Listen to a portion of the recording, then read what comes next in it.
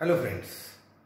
So ह्या सेशनमध्ये आपण सुरू करणार आहोत 12वी सायन्सचा मॅथमॅटिक्सचा next chapter, that is pair of straight line.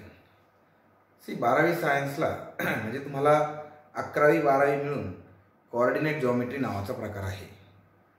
त्यामध्ये पर्टिक्युलरली स्ट्रेट लाईन्स जो 11वीमध्ये झाला, त्यानंतर कोनिक सेक्शन, सर्कल. कोनिक सेक्शनमध्ये आपल्याला पॅराबोला, इलिप्स, हायपरबोला आणि त्या अगोदर एक सर्कल चॅप्टर होता, त्याच्या अगोदर स्ट्रेट लाईन, इकडे pair of straight lines. So हे जे 3-4 चॅप्टर आहेत, हे 3-4 चॅप्टर मिळून एक साधारणतः तुमचा कोऑर्डिनेट जॉमेट्रीचा पार्ट तयार करतात. सो आपल्याला बेसिकली कोऑर्डिनेट जॉमेट्रीचा तो भाग आज बघायचा आहे, right. So before starting the chapter, ह्या चॅप्टरमध्ये काय दिलेलं आहे आणि त्यासाठी तुमच्याकडे काय हवं आहे याच्यावर मी थोडीशी चर्चा करेन. आपल्याला पेअर ऑफ स्ट्रेट लाईनमध्ये 2 लाईनचा अभ्यास करायचा. पेअर म्हणजे 2 लाईन्स, राईट, ज्या 2 लाईन्स कंबाईन होतात. मग मुळात त्याचं मॅथमॅटिक्स समजण्यासाठी आपल्याला लाईन काय आहे हे समजणं गरजेचं आहे, राईट. सो आपल्याला स्ट्रेट लाईन हा प्रकार 11वी सायन्समध्ये तर होताच, पण त्यापूर्वीही त्याची इंट्रोडक्शन झालेली आहे. फक्त ती इंट्रोडक्शन आपल्याला थोडीशी वेगळ्या स्वरूपात झाली होती. साधारणतः एक 9 स्टँडर्डपासून जर सुरुवात केली, अगदी 8 स्टँडर्डपासून, तर तुम्ही लिनियर इक्वेशन सॉल्व्ह करत आलेले आहात, right. Linear equation in 2 variables, ज्यामध्ये एक्स आणि वाय असतात. आता बेसिक डेफिनेशन ऑफ लाईन जर बघितली तर बरेच जण सांगतात line is a set of points on the perpendicular drawn on the on some line, ठीक आहे. So it is a set of points. आपण अशी डेफिनेशन पुस्तकात आहे. आता तुमच्या पुस्तकात जी डेफिनेशन दिली आहे पहा लाईनची, ती काय सांगते? If we draw the perpendicular, ठीक आहे, on a particular line, then distance of each point from this line will be same. So it will be a set of line on the perpendicular drawn. So set of points on the perpendicular drawn. Then आपण angle bisector घेतला. So it is a set of point which is equidistant from the arms of the angle. So त्या हिशोबाने म्हणजे जॉमेट्रिकली या definition बरोबर आहे. तर mathematics मध्ये लाईनची सर्वात महत्त्वाची डेफिनेशन काय आहे? तर straight line is nothing but a single degree polynomial, right. Straight line is a single degree polynomial की ज्यामध्ये x आणि y व्हेरिएबलचा जो पॉवर असतो, जो घातांक असतो, तो 1 असतो. सो आपल्याला मुळात ह्या चॅप्टरकडे जाण्यापूर्वी 11वीचा जो चॅप्टर होता स्ट्रेट लाईन, त्याचं थोडंसं बेसिक कव्हर करायचं आहे. मग आपण बेसिकमध्ये काय बघणार? सर्वात महत्त्वाचं लाईनच्या रिलेटेड लाईनचा स्लोप म्हणजे काय, त्यानंतर लाईनचे वेगवेगळ्या स्वरूपात इक्वेशन्स कशा असतात, म्हणजे forms of different forms of equation of lines, ते इक्वेशन काय इंडिकेट करतात हे आपण थोडक्यात बघणार आहोत. आणि त्यानंतर मग आपण ह्या चॅप्टरला सुरुवात करू, ठीक आहे. मग आता ह्या चॅप्टरमध्ये आपल्याला काय शिकायचं आहे? तर याच्यामध्ये आपल्याला शिकायचं आहे की 2 लाईन्सचं कंबाईन इक्वेशन म्हणजे काय, कंबाईन इक्वेशन ऑफ 2 लाईन्स.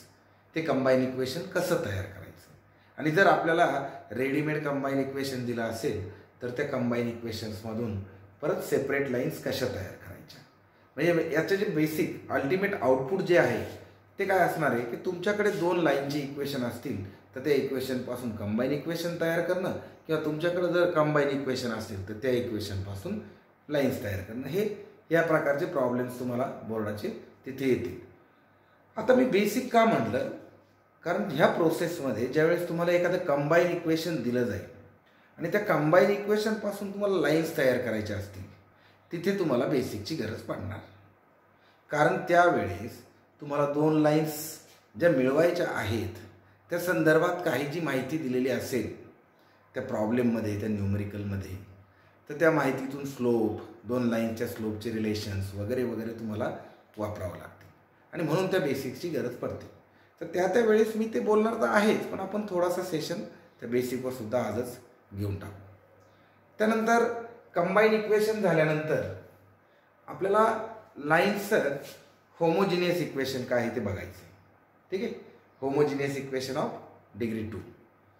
त्यानंतर आपल्याला बघायचं आहे, आता ह्या होमोजिनियस इक्वेशनमध्ये डिटेलिंगमध्ये भरपूर पार्ट आहे, कंडिशन्स आहे, त्या कंडिशन्सवर न्यूमरिकल सॉल्व करायचे आहे. त्यात MCQ पॉईंट्स भरपूर येतात. ठीक आहे, हा चॅप्टर MCQच्या पॉईंट ऑफ व्ह्यूने साधारणतः एक 2-3 MCQ देऊन जाईल आपल्याला, जे आपल्याला मॅथ्सचा पेपर सॉल्व करायला MST CETमध्ये पर्टिक्युलरली काम येईल. त्यानंतर याच्यात नेक्स्ट आहे 2 लाईन्समधला अँगल कसा काढायचा, standard formula for that angle. बऱ्याच वेळेस त्या अँगलच्या फॉर्म्युल्याचा प्रश्न बोर्डाला विचारतात, त्याचं डेरिव्हेशन टाईप क्वेश्चन असतो तो. आणि चॅप्टरच्या शेवटी आपल्याला जनरल सेकंड डिग्री इक्वेशन असा एक टॉपिक आहे तो बघायचा आहे. साधारणतः 4 टॉपिकचा हा चॅप्टर आहे. तर तो आपण बिफोर स्टार्टिंग दॅट चॅप्टर आपण आपलं बेसिक क्लिअर करून घेऊया आणि मग तो चॅप्टर सॉल्व करूया. ठीक आहे, so today will start the chapter from basics of straight line. Okay, so मित्रांनो, स्ट्रेट लाईन म्हणजे XY प्लेनमधला एक सिम्पलेस्ट स्लोप असा असतो, राईट. आता सपोज आपल्याकडे एक लाईन आहे लाईक दिस. तुम्ही बघता या लाईनने एक्स ॲक्सिसला या पॉईंटमध्ये कट केले, वाय ॲक्सिसला या पॉईंटमध्ये कट केलेलं आहे. आपण त्याला काहीतरी नाव देऊन टाकू. Late us say it is A0, this is 0B. मग इथे हे डिस्टन्स आहे, हे होईल A, आणि हे डिस्टन्स जे आहे हे होईल B. मग आता लाईन एक्स ॲक्सिसला जिथे कट करते त्या पॉईंटचं ओरिजिन पासूनचं जर अंतर बघितलं तर त्याला आपण म्हणू एक्स इंटरसेप्ट. त्याला काय म्हणायचं, x intercept which is equals to A. तसंच लाईनने वाय ॲक्सिसला ज्या पॉईंटमध्ये कट केलंय त्याला म्हणूया Y intercept which is B. ठीक आहे, मग आता इथे स्पेशल केसेस तयार होतील. सपोज लाईन अशी आहे, this is Y axis, this is X axis, and this is our line which is parallel to X axis. So it has only this intercept. म्हणजे इथे महत्वाचा पॉईंट काय मिळेल, the line which is parallel to the x axis has no X intercept. तिला X intercept नसतो. Similarly जर आपण अशी लाईन ड्रॉ केली which is parallel to Y axis तर तिला फक्त एक्स इंटरसेप्ट असेल. मग इथं आपल्याला काय म्हणता येईल, the line which is parallel to Y axis has no y intercept, it has only x intercept. So थोडक्यात मला इंटरसेप्टचं कन्सेप्ट सांगायचं होतं. सो इंटरसेप्ट म्हणजे काय, the distance of a point at which the line is cutting the given axis from the origin, that is intercept, right. आता हा वरच्या साईडला फर्स्ट क्वाड्रंटमध्ये आहे म्हणून हा पॉझिटिव्ह झाला, हा जर खालच्या साईडला असता तर हा निगेटिव्ह झाला असता. ठीक आहे, सो एक्स ॲक्सिसवर कट झालेला पार्ट म्हणजे एक्स इंटरसेप्ट, वाय ॲक्सिसवर कट झालेला पार्ट म्हणजे वाय इंटरसेप्ट. आता आपण समजून घेऊया इन्क्लिनेशन ऑफ लाईन म्हणजे काय. सो लाईनचं इन्क्लिनेशन म्हणजे साध्या भाषेत लाईनने पॉझिटिव्ह डायरेक्शनमध्ये एक्स ॲक्सिस बरोबर हॉरिझॉन्टल बरोबर केलेला angle, right. Suppose this is your x axis, this is your y axis, this is origin, so this is positive direction of x axis. Now this is the line, this is any line, right?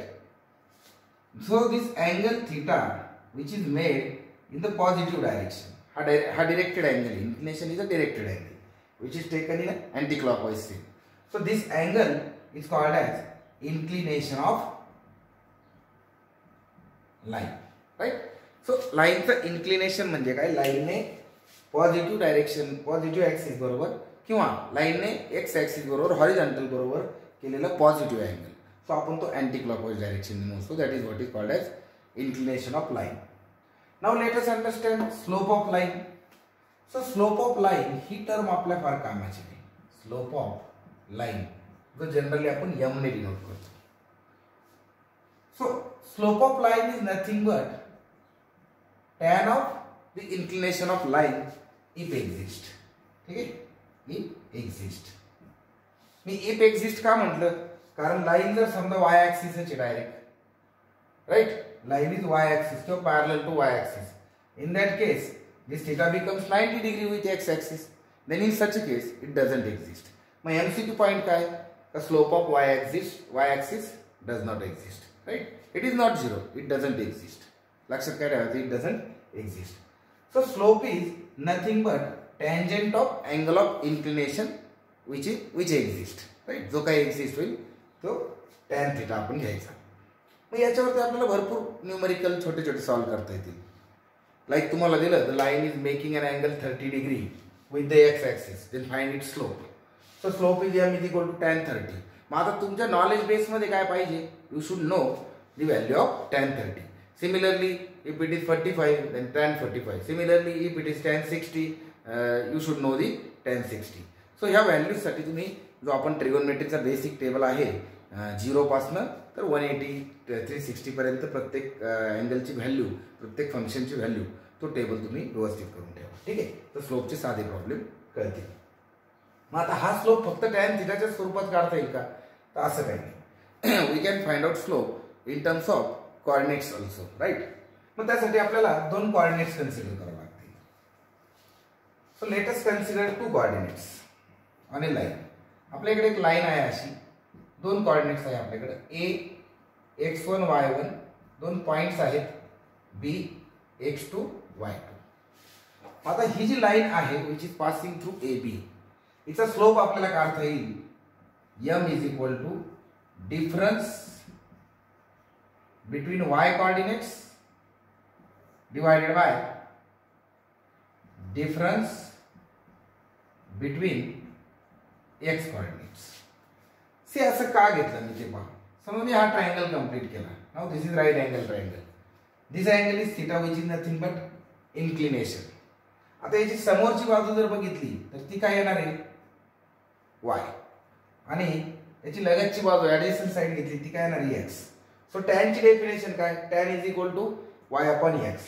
Now this is nothing but delta y and this is nothing but delta x. So difference between y coordinates divided by difference between x coordinates. So you can always write y2 minus y1 divided by x2 minus x1 or y1 minus y2 divided by x1 minus x2. फक्त दोन्हीकडे sequence सारखा ठेवा म्हणजे value negative येणार नाही, right. So this is what is called as slope of line. तर आता ह्या महत्वाच्या टर्म बेसिक टर्म होत्या विथ रिस्पेक्ट टू लाईन. सो आपण काय समजून घेतलं? लाईन हा एक सिम्पलेस्ट लोकस आहे. Line is a single degree polynomial.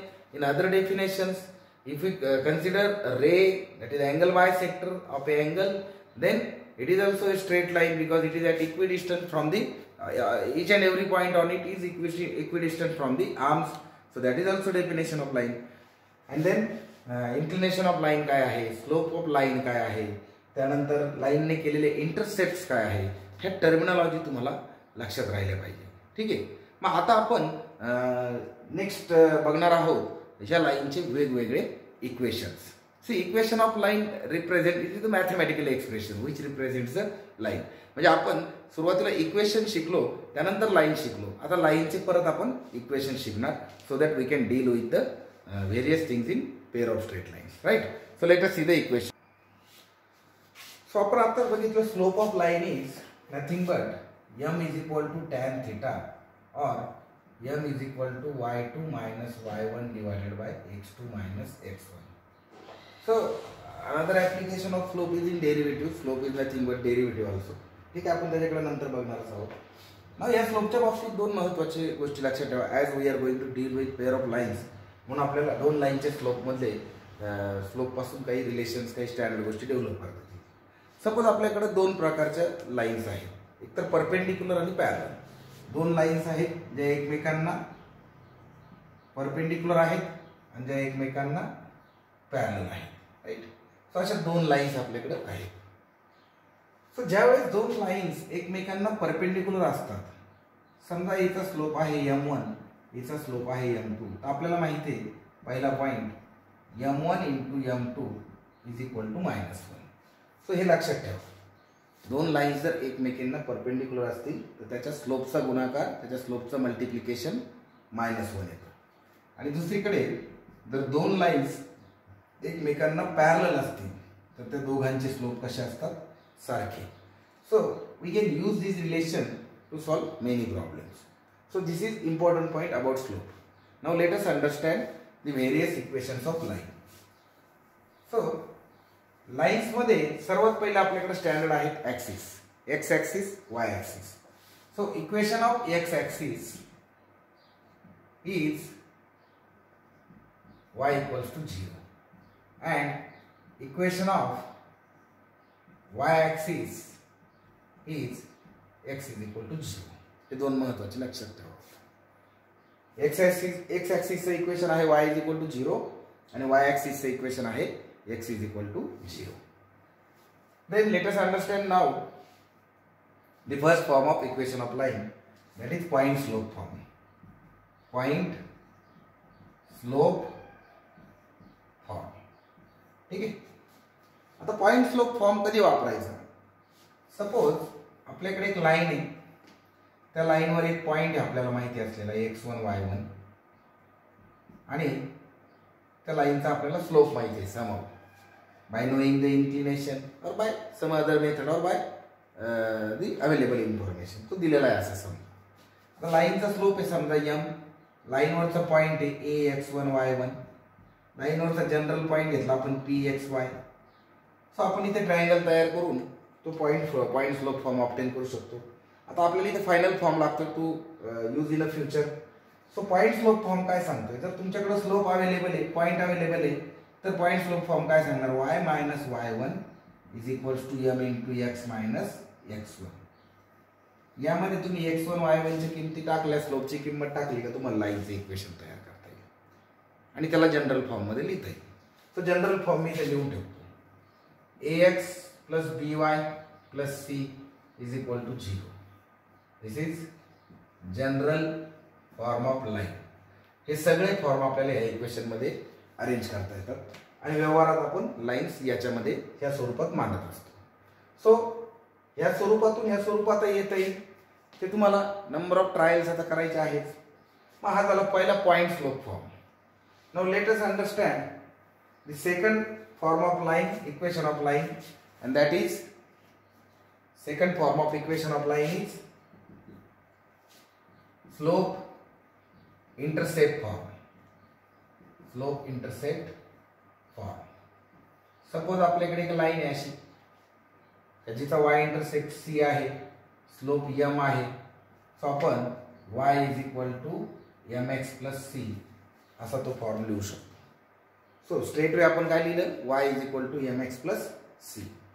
मग आता ह्या फॉर्मचा उपयोग करून तुम्ही ह्या इक्वेशनला या फॉर्म मध्ये टाकू शकता.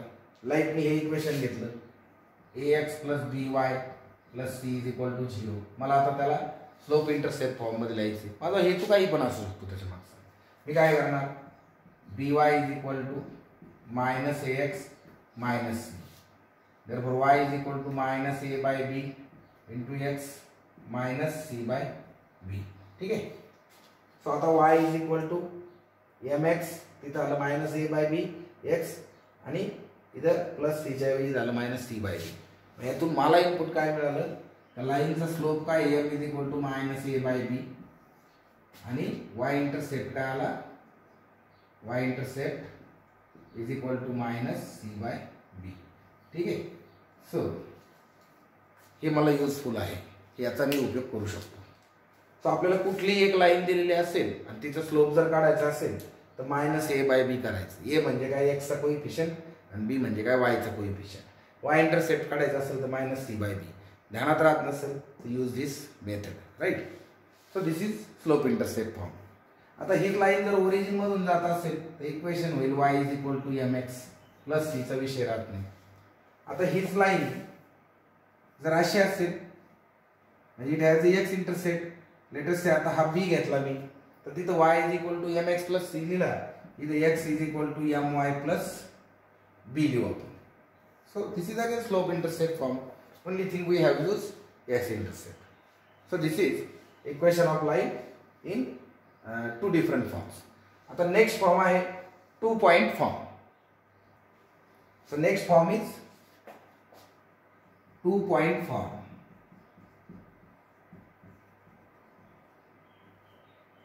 सी टू पॉइंट म्हणजे आपल्याकडे लाईन वरती दोन पॉइंट आहेत, a x1 y1 b x2 y2.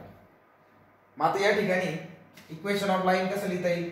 x minus x1 divided by x2 minus x1 is equal to y minus y1 divided by y2 minus y1. ठीक आहे. त्याच्यात x1 y1 च्या किमती टाकल्या, x1 y1 x2 y2 च्या किमती टाकल्या की आपल्याला तो xy च्या स्वरूपात इक्वेशन भेटेल. and that is our equation of line. यानंतर असतो double intercept form. Double intercept form. ठीक आहे. सो डबल इंटरसेप्ट फॉर्म मध्ये काय असणार आहे, सपोज लाईन अशा पद्धतीने आहे आपली, हा एक्स ऍक्सिस, हा वाय ऍक्सिस, हा एक्स इंटरसेप्ट, हा वाय इंटरसेप्ट. आता लाईनचा डबल इंटरसेप्ट फॉर्म लिहिताना x upon a plus y upon b is equal to 1 अशा पद्धतीने हा डबल इंटरसेप्ट फॉर्म आहे. से आता हा कसा आला 12वीच्या पोरांनी त्याचं लक्षात ठेवायची गरज नाही, पण हा फॉर्म तुम्हाला डबल इंटरसेप्ट दिला असता लिहिता आला पाहिजे. याचा उपयोग लिनियर प्रोग्रामिंग प्रॉब्लेम मध्ये तुम्हाला होतो. ठीक आहे. आता यानंतर एक शेवटचा राहिला normal form of equation of line. आता सपोज माझ्याकडे अशी एक लाईन आहे आणि या लाईनवर मी ओरिजिन पासून असा परपेंडिक्युलर टाकला. So P is the length of perpendicular and alpha is the angle made by that perpendicular with the x axis. So मला इथे असं लिहिता येईल x cos alpha plus y sin alpha is equals to P. Here P is not equals to 0. Now this is what is called as normal form of a equation of line. ठीक आहे. So हे झाले equation of line. आपण आता हे सर्व equation of line आणि लाईनचं basic club करू and then we'll start our chapter for 12th science. ठीक है. ठीक है. The straight line is a single degree polynomial and simplest locus in plane, particularly in x and y form. Then inclination of line. आपण intercept सुरू केलं तर intercepts of line यामध्ये आपण बघितलं x axis, y axis, a, b, x intercept, b, y intercept. हे general letter वापरतात म्हणून मी ते वापरले. त्यानंतर याच्यामध्ये दोन महत्त्वाचे पॉइंट बघितले. if line is parallel to y axis, then it has no y intercept. If line is parallel to x axis, then it has no x intercept. ठीक आहे. त्यानंतर equations of line. Equations of line different forms. पहिला 2 point form, sorry पहिला point slope form. त्यामध्ये आपण घेतला y minus y1 is equal to m into x minus x1. त्यानंतर आपण बघितला स्लोप इंटरसेप्ट फॉर्म. त्यामध्ये y is equal to mx plus c किंवा x is equal to my plus b. तिसरा double point form किंवा 2 point form.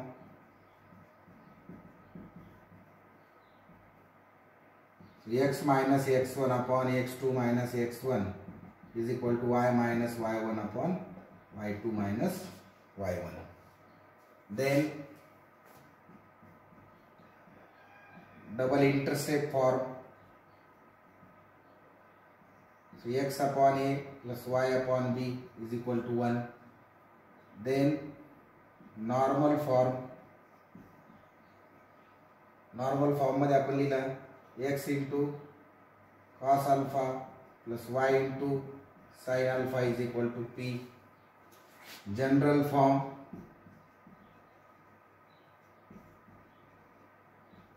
ax plus by plus c is equal to 0. Slope of x axis, sorry, equation of x axis y is equal to 0, equation of y axis x is equal to 0. त्यानंतर slope is equal to tan theta, slope is also equals to y2 minus y1 upon x2 minus x1. दोन lines perpendicular असतील तर m1 into m2 is equal to -1. दोन lines parallel असतील तर m1 is equal to m2. ठीक आहे. तर एवढ्या सगळ्या गोष्टी आज रिवाइज करा so that we can start the pair of straight line. ठीक आहे. सिंपल आहे, माहिती आहे, नॉलेज बेस आहे. तो जर तुमच्याकडे असेल तर you can deal with the examples, otherwise you cannot deal with the example. So will see the chapter in next section. Thank you.